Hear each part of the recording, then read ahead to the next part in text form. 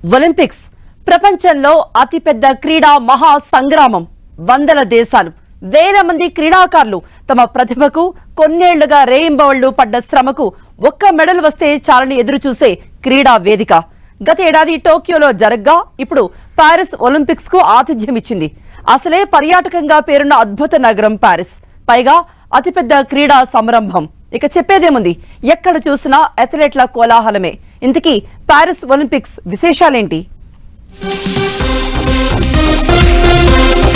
అసలే చారిత్రక రాచరిక వైభవంతో అలరారిన దేశం. ఓవైపు ఎత్తైన ఈఫిల్ టవర్, మరోపక్క అందంగా కనిపించే సీన్ నది. ఈ రెండింటి నడుమ 2024 విశ్వ క్రీడా సంబరం. ఇక చెప్పేదేముంది, పర్యాటక నగరంగా అందమైన సిటీగా పేరున్న పారిస్ ఈ ఒలింపిక్స్ కు వేదికైంది. ప్రపంచ వ్యాప్తంగా 200కు పైగా దేశాల నుంచి 10,000 మందికి పైగా అథ్లెట్లు సమరానికి సై అంటున్నారు. 17 రోజుల పాటు జరిగే ఈ ఒలింపిక్స్ ప్రారంభ వేడుక భారత కాలమానం ప్రకారం జూలై 26 రాత్రి 11 గంటలకు ప్రారంభమై క్లోజింగ్ సెరమనీ ఆగస్టు 11తో ముగుస్తుంది. ఓపెనింగ్ సెరమనీ స్టేడియం బయట సీన్ నదీ తీరంలో నిర్వహించడం విశేషం. ఇలా స్టేడియం బయట ఆరంభ వేడుకలు జరగడం ఒలింపిక్స్ చరిత్రలోనే ఇదే తొలిసారి. చారిత్రక రాచరిక వైభవాన్ని చాటేలా కొన్ని, పర్యావరణానికి మేలు చేసేలా మరికొన్ని, ప్రముఖ కట్టడాల సాక్షిగా అభిమానులను అలరించేవి ఇంకొన్ని. ఇలా పారిస్ ఒలింపిక్స్ క్రీడల నిర్వహణ కోసం వేదికల్ని ప్రత్యేకంగా సిద్ధం చేసింది. 35 స్టేడియాలు, ప్రత్యేక వేదికలు ఈ విశ్వ క్రీడలకు ఆతిథ్యమిస్తున్నాయి. ఈ ఒలింపిక్స్ కోసం 2 స్టేడియాలనే కొత్తగా నిర్మించారు. ఇందులో ఒకటి సెయింట్ డెనిస్ లోని ఆక్వాటిక్ సెంటర్. ఇక్కడ artistic swimming, diving, water polo క్రీడాంశాల్లో పోటీలు జరుగుతాయి. బాస్కెట్బాల్, హ్యాండ్బాల్ కు ఆతిథ్యమిస్తున్న పీరే మారోయ్ స్టేడియానికి ఓ ప్రత్యేకత ఉంది. అవసరమైనప్పుడు మూసుకునేలా దీని పైకప్పును ఏర్పాటు చేశారు. ఈ స్టేడియం సామర్థ్యం 26,000. ఇక పర్యావరణ హితంగా పోర్టే డీలా చాపెల్లే ఎరీనా స్టేడియం పై భాగాన్ని దాదాపుగా పచ్చదనంతో నింపేశారు. ఇక టెన్నిస్ పోటీలకు ఫ్రెంచ్ ఓపెన్ వేదిక రోలాండ్ గారోస్ ఆతిథ్యమివ్వనుంది. ఇక ఈ స్టేడియంలలో 100 ఏళ్ల క్రితం పారిస్ ఒలింపిక్స్ కు ఆతిథ్యమిచ్చిన ఇస్డ్యూ మనోయిర్ స్టేడియం కూడా ఉంది. 1924 ఒలింపిక్స్ కు వేదికగా ఉన్న ఈ స్టేడియం ఆటలకు మళ్లీ సిద్ధమైంది. ఈ ఒలింపిక్స్ లో భాగంగా ఇక్కడ హాకీ పోటీలు జరగబోతున్నాయి.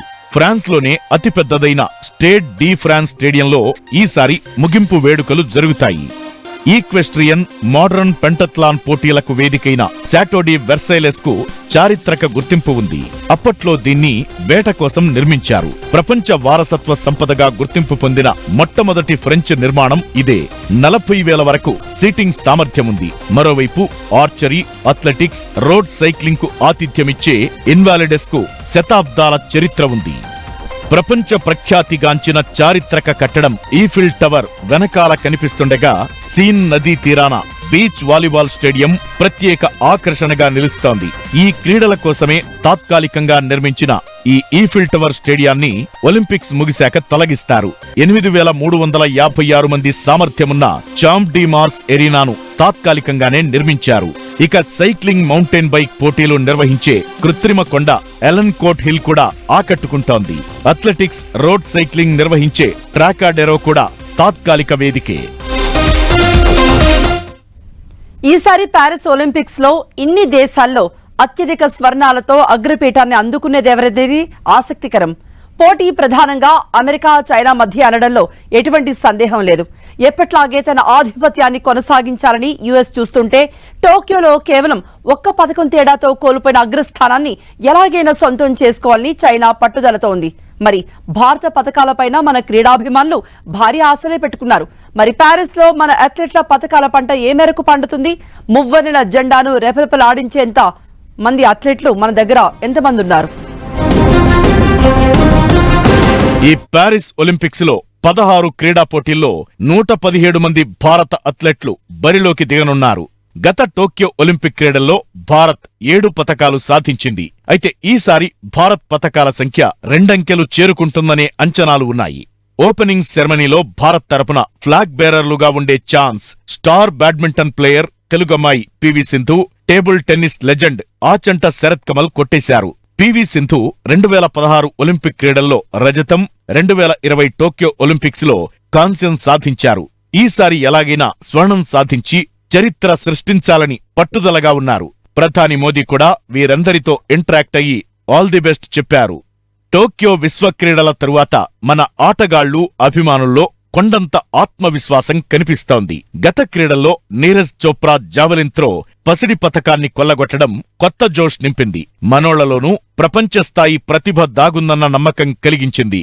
40 ఏళ్ల తరువాత భారత హాకీ జట్టు కాంస్యం నెగ్గడం యావత్ దేశాన్ని మురిపించింది. టోక్యోలో 7 పతకాలు సాధించిన భారత్పై అంచనాలు అమాంతం పెరిగిపోయాయి. ఈ నేపథ్యంలో పారిస్ పైనే అందరి చూపు ఉంది. లండన్ ఒలింపిక్స్ నుంచి నిరాశపరచకుండా పతకాలు అందిస్తున్న విభాగం బ్యాడ్మింటన్. 2012లో సైనా నెహ్వాల్ కాంస్యం తరువాత రియో, టోక్యోల్లో పివి సింధు రజత, కంచు పతకాలను సాధించింది. అయితే ఈసారి డబుల్స్ టాప్ జోడీ సాత్విక్ సాయిరాజ్, చిరాగ్ శెట్టి మెడల్ కొల్లగొడతారని లెక్కలు వేస్తున్నారు. బాక్సింగ్ లో భారత పతక ఆశలన్నీ 2 సార్లు world champion Nikhat Zareen, Tokyo కాంస్య పతక విజేత లవ్లీనా బోర్గోహెన్ పైనే ఉన్నాయి. నిఖత్ కు సులువైన డ్రా ఎదురవడంతో ఆమె పతక రౌండ్ కు చేరుకునే అవకాశాలు పుష్కలంగా కనిపిస్తుండగా లవ్లీనా పోరాడాల్సిన పరిస్థితి. షూటింగ్ లో ఈసారి 21 మందితో బరిలోకి దిగుతోంది. గత కొన్నేళ్లుగా ప్రపంచ కప్ టోర్నీలలో రికార్డుల మోత మోగిస్తున్న మన షూటర్ల గురి కుదిరితే పతకాల పండుగే. పిస్టల్ క్వీన్ మను భాకర్ రైఫిల్ 3 పొజిషన్లో వరల్డ్ రికార్డ్ సాధించిన సిఫ్ట్ కౌర్ పతకాలు తేగలరన్న అంచనాలు భారీగా ఉన్నాయి. హైదరాబాద్ షూటర్ ఈషా సింగ్ కూడా సంచలనాలు సృష్టించగలదు. 2008 నుంచి వరుసగా పతకాలు అందిస్తున్న విభాగం రెజ్లింగ్. గత ఈవెంట్లో రవి దహియా రజతం, బజరంగ్ పూనియా కాంస్యం సాధించారు. నీరజ్ చోప్రా లాస్ట్ టైం ఎలాగైతే గోల్డ్ సాధించాడో ఈ 3 ఏళ్లలో కూడా లాస్ట్ ఒలింపిక్స్కి మధ్యలో కూడా అతను వరల్డ్ ఛాంపియన్ అయ్యాడు, ఏషియన్ ఛాంపియన్ అయ్యాడు. సో అతను ఆ ఫామ్ కంటిన్యూ చేస్తున్నాడు. సో ఈసారి కూడా ఫేవరెట్గా బరిలో దిగుతున్నాడు. ఖచ్చితంగా గోల్డ్ వస్తుందని అయితే ఎవరు చెప్పలేరు, కానీ ఏదో ఒక మెడల్ అతను సాధిస్తాడని కంపల్సరీ మనం చెప్పే అవకాశం ఉంది. అలాగే బ్యాడ్మింటన్లో కూడా మనకి డెఫినెట్గా మెడల్స్ వస్తాయి. ఎట్టకేలకు హాకీలో పతక దాహం తీరింది. 4 దశాబ్దాల తరువాత గత క్రీడల్లో భారత జట్టు కంచుమోత మోగించింది. ఆ తరువాత ఆసియా క్రీడల్లో స్వర్ణంతో పారిస్ బెర్త్ పట్టేసింది. అయితే ఇటీవలి యూరోపియన్ టూర్లో పేలవ ప్రదర్శన కొంత ఆందోళన కలిగిస్తోంది.